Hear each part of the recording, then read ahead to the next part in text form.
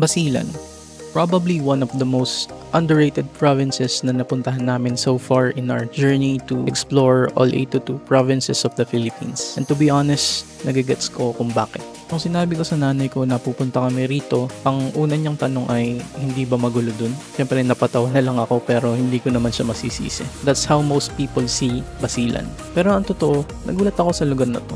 With its rich culture, pristine beaches, and locals full of stories, Basilan is far more than what people think. So in this vlog, samahan nyo kami natuklasin ang totoong ganda ng Basilan. Day 1? Sambasulta Tour. Actually, madaming hindi nasunod sa itinerary. Sobrang delay pa kami ng siguro mga 2 hours, no? 2 hours din. So, balik muna tayo. Anong nangyari? 6 yung flight namin, boarding pala. Is kami sa Manila Terminal 2. Naiya Terminal 2 ng somewhere around 7 na siguro. Hindi, mga 6:45, 6:30 ganun. Mabilis lang naman ang biyahe, no? Ang flight, mga 1 oras lang. Nagkita-kita kami sa airport mismo ng Zamboanga. Yun, konting briefing with coordinator kasi meron pala kami ngayong agency. So joiners kami dito para wala ka nang isipin pa, mag-enjoy ka na lang. Kumain kami ng anong tawag? Sati. Sabi nila is daw siya, local dish na usually breakfast mga taga Zamboanga. So medyo hindi ko siya mag-gets pa nung time na yon, pero okay naman siya. And then punta namin ng pier. Sobrang daming tao pagpasok namin. Boarding namin is 12:30. Pero, yun, doon na nga nangyari yung delay na malala. I mean, hindi naman siya ganun kalala, pero hindi pa rin siya dapat nangyari. Parang halos 2 hours kami nag-antay doon sa ferry. And sana mas maaga pa namin napuntahan yung itinerary dito sa Basilan. So, from Zamboanga Pier, mga 2 hours din yung biyahe through ferry papuntang Isabela City, which is the Basilan's the capital city. Ganun. And then dumiretso na kami dito sa Lamitan City, dinner, and then dito na kami. So bukas, medyo ganun ulit ang mangyayari. Gagawin namin is may pupuntahan kami dito sa Lamitan City. Tatry din namin yung mga local delicacies, which is the Yakan food tomorrow. So may pupuntahan din kami isang itinerary na hindi namin napuntahan ngayong araw. And then babalik kami ng Isabela. Basta, bukas na lang. So yan. Bye! Kinabukasan, pumunta kami sa wet market na malapit lang din dito sa tinuluyan naming hostel para itry yung ilan sa mga Yakan delicacies. Kasi malutong siya, di ba?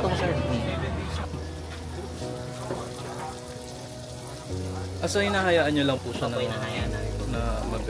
mag-form ng ganito. So after explain sa amin ni Kuya kung paano nila niluluto ang panyam, natanong ko kung gaano nakatagal itong ginagawa nila na to. At sabi niya, pangatlong henerasyon na daw siya sa pamilya nila na nagluluto ng panyam. So parang mga ito, mas matanda pa to sa akin, sir. Simula pa to sa lolo ko.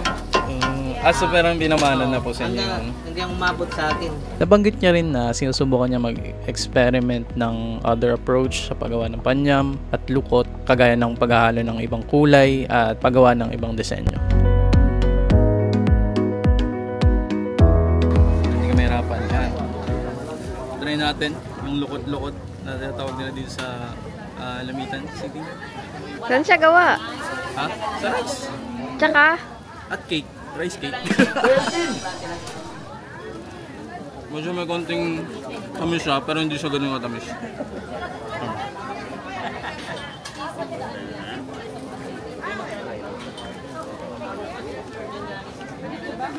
Para siyang ano? Diba nung bata tayo may rice ball na ano? Yun. Parang ganun lang siya, diba? What is this one? Medyo mainit pa. Same lang din siya, gawa din siya sa rice.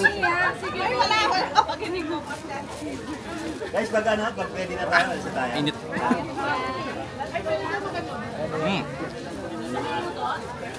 Crunchy yung ano niya, yung outer part. Tapos sobrang lambot ng gitna. Try mo. Okay na, sige na. Parang maruya. Parang maruya, yeah. Mas gusto ko to kasi sa inyo. Mas may lasa yan, di ba?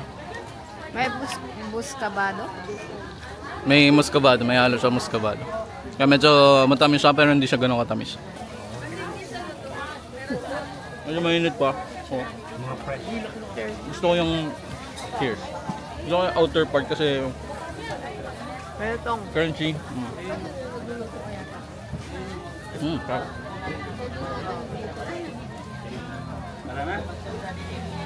Bakit? Gutom ba ako eh? Okay na. Alis na kami. Bye-bye. Nandito tayo ngayon sa Lamitan City Eco Park. Tulip Garden. Binubuo siya ng around 60,000 na mga plastic bottles na ni-recycle. Yun siya. Maganda siya sa malayuan. Maganda yung pattern niya. Pero kung titingnan mo sa malapitan, ano lang pala siya. Mga plastic bottles lang pala siya na-recycle. So, story pala na itong lugar na to is dati siyang dump site. Tapos, kinonvert lang ng local government to Tulip Garden. Kaya, mga bote or mga plastic bottles yung flowers niya. So, ano din, makes a lot of sense sa story ng lugar na to. No? Medyo, first impression, akala mo medyo underwhelming. Pero, maganda pala siya.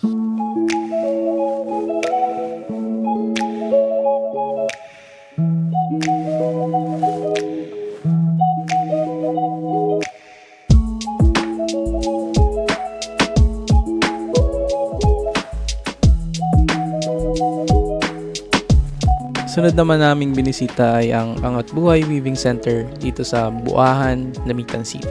According sa tour guide na kasama namin, noong wala pang center ay sa silong lang ng mga bahay naghahabi ang mga yakan weavers. Ngayong may center na sila, dito na pumupunta ang mga turista para makita at ma-experience ang paghahabi ng tenun na tinatawag. Ang mga yakan pala ay ang mga unang nanirahan dito sa Basilan at isa sila sa mga finest weavers in the Philippines and pati na rin sa Southeast Asia.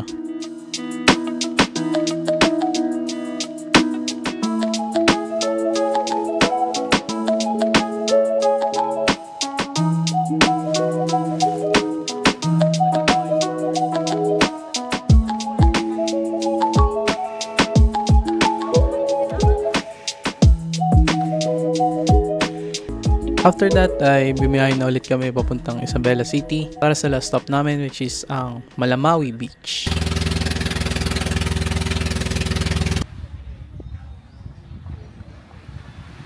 Isa siguro to sa mga paboritong beaches na napuntahan na namin so far dahil sa linis at ganda ng dagat.